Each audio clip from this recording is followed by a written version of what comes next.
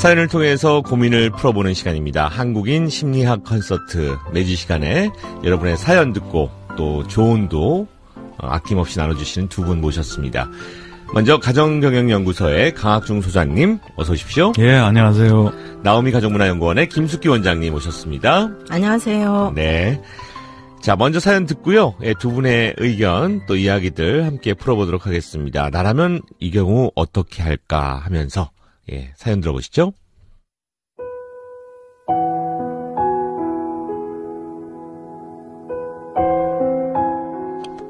저희 부부는 아들이 둘 있고요. 큰 녀석이 공부를 꽤 잘했습니다.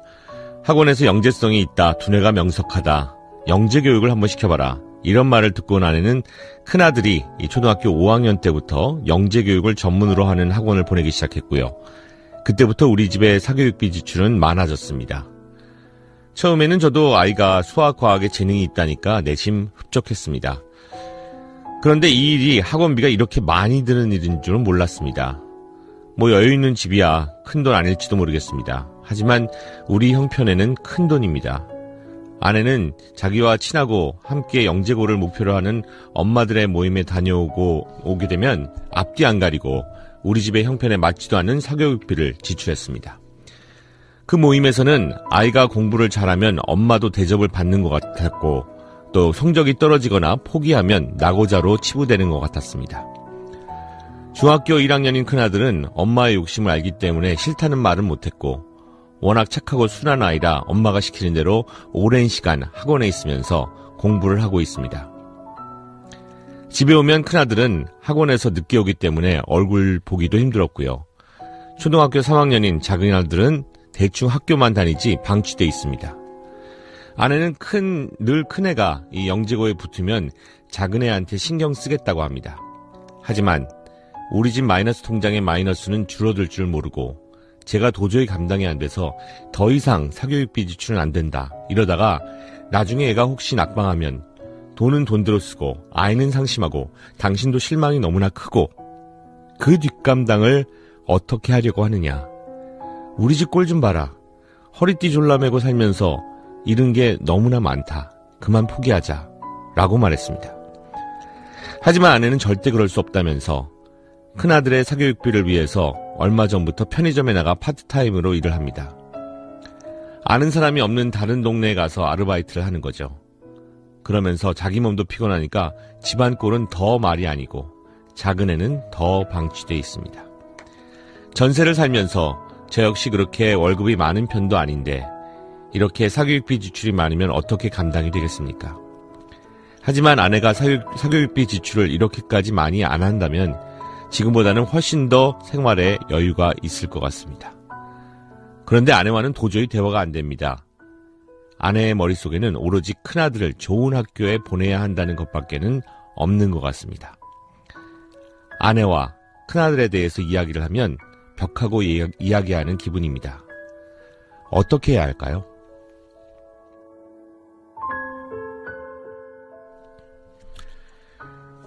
이 능력에는 안 맞는데 사교육비 지출을 너무 많이 하는 아내에 대한 사연이 도착해 있습니다. 대한민국에서 아이들 키우면서 이런 비슷한 고민하시는 부모님들은 늘 많이 보실 수 있죠, 두 분도. 어떻습니까? 참 이게 쉽지 않네요. 이게 아내가 막 사치하고 쇼핑 중독에 빠진 사연이라면 조금 그죠? 그러게요. 단순한데 이게 뭐 다 자식 위하자고 또 본인도 막 아르바이트 해가면서 그러게 말입니다. 참 쉽지가 않네요. 네. 균형이 좀 깨진 것 같아서 저는 조금 이 시점에서 정말 깊이 좀 다른 생활을 좀 하셔야 되지 않을까라고 생각 들었어요. 균형이 깨져 균형이 있다. 많이 깨져 있어요. 둘째 아이는 또 방치가 되어 있고요. 맞습니다. 자, 이 사연에 대해서 시민 여러분들의 반응은 어떤지 곽지연 리포터가 만나봤습니다. 사교육비를 좀 줄이고 자녀와의 시간을 더 많이 갖는 게 더 좋을 것 같아요. 돈은 있으면 있는 대로 살고 없으면 없는 대로 사니까 아껴서 쓰고 그 시간에 애들하고 더 많은 시간을 보내는 게 좋을 것 같아요. 그냥 평균만 가면 되니까 그냥 자기가 좋아하는 거를 빨리 개발을 하는 거를 원하니까 그거 위주로 갔으면 좋겠네요. 부담이 좀 많이 돼요. 너무 많은 거를 하다 보면은 아이도 힘들어하기 때문에 아이가 관심 있어 하는 부분을 투자는 해도 좋지만 엄마의 욕심으로 해서는 아무것도 제대로 되는 게 없기 때문에 적당히 뭐든지 좀 적당히 하는 게 좋은 것 같고 엄마가 아끼셔야 될 것 같아요. 교육비를. 그 가정마다 자기들이 이렇게 수용할 수 있는 그런 한계가 있잖아요. 거기에 맞춰서 해야지 그걸 넘어서게 하면은 이제 좀 문제라고 생각을 하거든요. 경제적으로 부담이 되면은 다른 부분에서도 이제 문제가 생길 가능성이 높기 때문에 계속 얘기를 할 것 같은데요. 사교육이 너무 안 좋다 하는 거랑 또 하나는 우리 아이만 뒤처질까봐 하는 그런 거랑 그러니까 두 가지가 약간 있어서 뭐 이 와이프를 약간 잘못했다고 할 수는 없을 것 같아요. 예, 형편에 맞는 삶을 사는 게 맞아서 아무래도 교육도 중요하겠지만 지금의 수입을 고려해가지고 예, 그렇게 살았으면 좋겠습니다. 한 달에 그 예산을 좀 뽑아놓고 얼마나 그 수입에서 지금 지출이 큰지를 직접 숫자로서 좀 설명을 해줘야 되지 않을까 싶습니다. 네, 시민 여러분들의 목소리도 함께 들어봤습니다. 이 대한민국의 교육열이 높은 건 뭐 전 세계적으로 알려져 있는 사실이고요. 예. 입시 전쟁이 이제는 초등학교까지 내려가 있은 지가 꽤나 됐죠, 아마. 유치원 때부터요. 아, 유치원. 아, 예, 예. 제가 그거를 깜빡 모르고 있었네요. 네. 두 분도 아마 여러 상담하시니까 이런 이야기들 많이 들으시죠? 저도 결혼하고 초반부에는 자식 키우는 문제 때문에 집사람하고 좀 다툰 적이 있는데요. 네. 이 부모님, 어머님, 그죠? 네네. 자식 욕심 너무 당연하죠. 자연스러운 거고. 네. 되게 지나치게 학습적인 면 쪽, 무슨 영재고 뭐 이런 쪽에 너무 꽂힌 게 아닌가. 저는 원인을 좀 짚어봤으면 좋겠어요. 왜 이 어머님이 이러실까? 네. 혹시 개인적으로 자신의 무슨 학력 이런데 어떤 열등감이 있는 걸까? 내 아이가 공부 잘하니까 학원 가면 그 엄마도 대접받는 분위기가 있거든요. 네네네. 뭔가 그런 비교에서는 인정받고 싶은 욕구일까? 뭐 여러 가지 그죠? 그 원인을 뭐 좀 자존감이 낮았을까? 아니면 뭔가 지금 하나에 딱 단단히 꽂혀가지고 네네. 그 잘못된 신념에서 헤어나오지 못하는 건 아닐까. 네. 그 원인을 좀 잘 좀 짚어봤으면 좋겠습니다. 원인을 짚어보는 거 필요하겠고요. 예, 그것도 많이 연결이 된다고 봐요. 실질적으로. 왜냐하면 겉으로 드러나는 어떤 기준보다는 내부에 자기의 어떤 과거의 성장 과정에서 나도 이런 부모가 만약에 있었으면 난 이렇게 했을 텐데 뭐 이런 거하고 많이 연결이 돼요.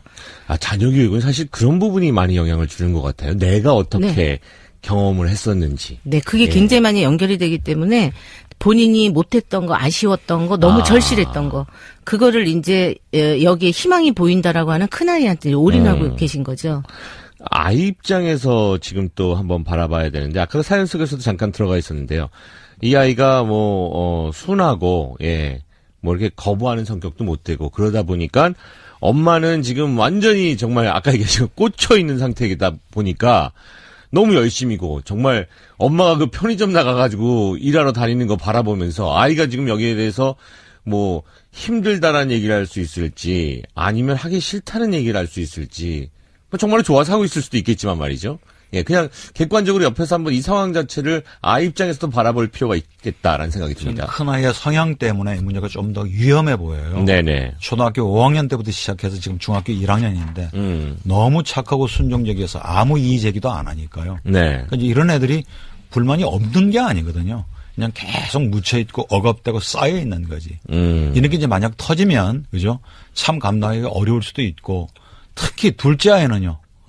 가장 기본적인 것도 엄마가 못 챙겨줘서 사실은 방치돼서 둘째는 둘째 아이 나름대로 상당히 또 불만이 있을 수도 있는데 이 아버지도 이런 엄마에 대해서 무조건 사교육비 돈만 따지지 말고 아버지가 또 너무 안 챙기니까 엄마가 상대적으로 더 많이 또 챙기고 지나치게 자식 중심으로 가는 건 아닌지 그런 구조적인 문제도 좀 잘 좀 짚어봤으면 좋겠습니다. 네네. 그런가 하면은 지금 이 아이가 그 둘째 아이가 지금 처해 있는 상황에 대해서도 우리가 같이 좀 걱정을 하게 되는 거죠. 예. 아빠는 일하러 가 있고, 엄마는 편의점에 가 있고, 형은 학원에 가 있고. 그러면 지금 이제 둘째 아이는 자기도 느낄 거거든요. 아이들 다 아는데. 나는 학원도 안 보내주고, 예? 형은 공부 잘하니까 그러고, 여기서 또 느끼는 박탈감도 있을 것 같고 말이죠. 이것도 참 문제입니다. 지금 그리고 지금 이제 큰아이는 큰아이대로 지금 너무나 엄마가 헌신적으로 하고 있잖아요. 네. 근데 지칠 것 같아요. 만약에 이 부분이 장기전인데 어떻게 보면 우리가 인생에 네. 이분들의 어떤 목표는 뭐 영재 고등학교에 붙으면 뭐 이렇게 얘기했지만 거기서 끝나는 게 아니고 계속 이어지잖아요. 영재고에 붙으면 이제 그게 또 시작인 거잖아요. 예, 또 시작이고. 네. 그러니까는 너무 지나칠 정도면 지치거든요. 특히나 이런 영재들은 즐길 수 있도록 도와줘야 돼요. 여유를 줘야 돼요. 왜냐하면 그 여유 안에서 창의성도 드러나면서 그 영재적인 어떤 특성들이 훨씬 더 발휘가 되기 때문에 근데 이렇게 몰아붙이면서 하는 거는 정말 아이를 네. 오히려 그 좋은 머리, 좋은 여러 가지의 그 영재적인 어떤 부분들을 오히려 더 감퇴시키는 역할이다라는 생각이 좀 들고 둘째 아이도 지금 이 부분에 대해서 좀 들고 일어나야 될 것 같아요. 엄마 나는 뭐야 막 이렇게 좀 해야 돼요. 사실. 근데 뭐 아이가 들고 일어나기 힘들 테고 이게 그러니까, 지금 사연을 보내신 분이 지금 남편분이니까 이게 이제 그렇게 얘기하다 보면은 결과적으로는 부모님 사이에서 엄마하고 아빠하고의 합의와 대화와 소통과 이런 것들이 이루어져야 되는데 지금 벽하고 얘기하는 것 같아요.